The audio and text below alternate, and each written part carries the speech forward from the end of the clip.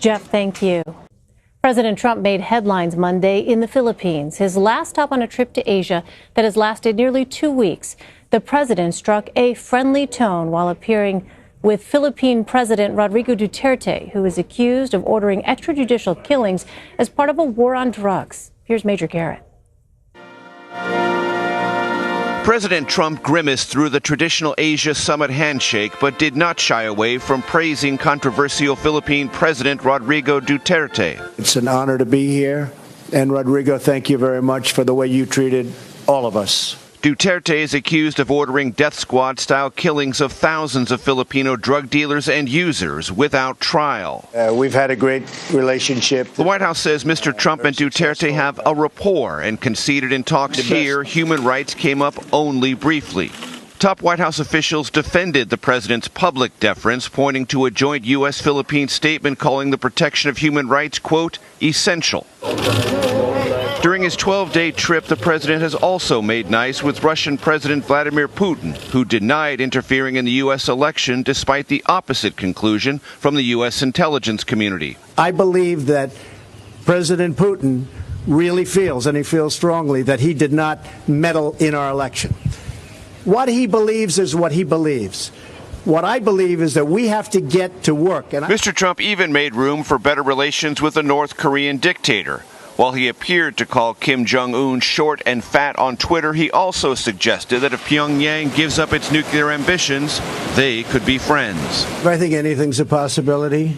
Strange things happen in life. If that did happen, it would be a good thing for, I can tell you, for North Korea.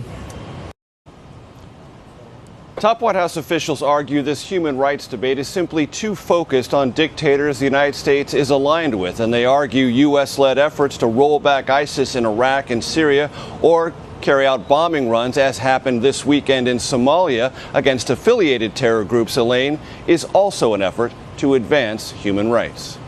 Well, Major, let's start with President Trump's interactions with Rodrigo Duterte. You mentioned that human rights came up only briefly in their conversations.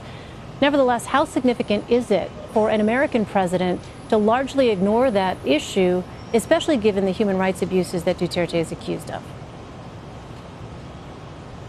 Well, the White House argues, as I indicated, that this president takes a completely different posture on the issue of human rights, pressing it only in private.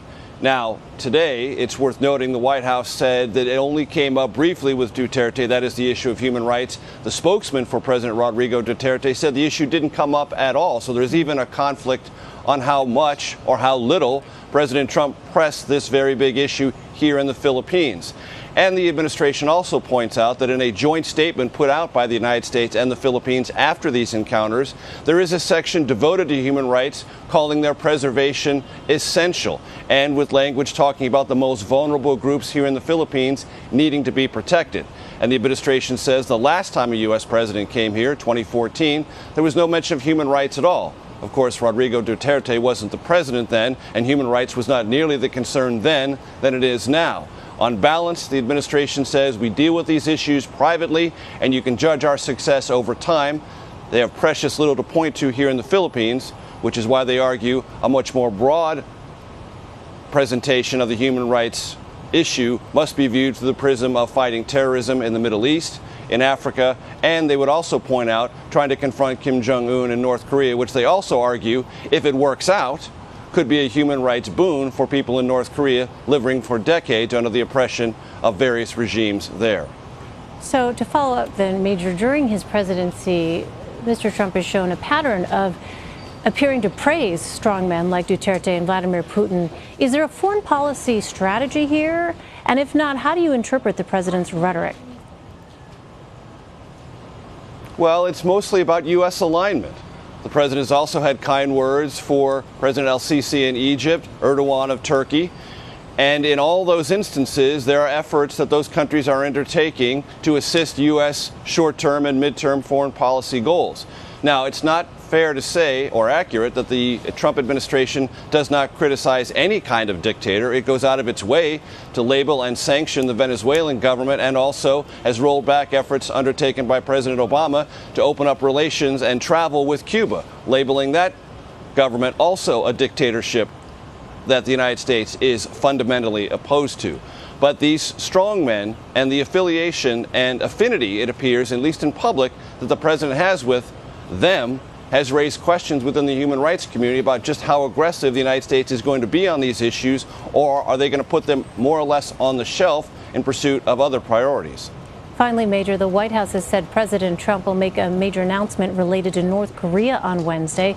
Based on the meetings the president had on this trip, is there an indication of what we can expect from that? Well, we're getting a little bit of recontextualization or walking back of that here in Manila. Overnight, senior officials made it pretty clear that this is not going to be necessarily about North Korea specifically. It is much more likely to be a statement or some sort of speech summing up this very lengthy five-nation tour of Asia to sort of recast the narrative, if you will, and talk about what the president believes he achieved on North Korea, on global trade, and other economic and security issues. And whether or not that even occurs on Wednesday is now a little bit up in the air. So Wednesday or Thursday. But there is a pending decision to get at the essence of your question, Elaine, about North Korea. The administration is having very intense internal deliberations about whether or not to name North Korea state sponsor of terrorism. It was taken off that list some years ago as a means of trying to negotiate a settlement over the nuclear weapons issue. It's now a live issue again in this administration, which wants to confront North Korea at every single level. That designation could lead to more sanctions against North Korea. We're told a decision on that could come very soon. All right, Major Garrett.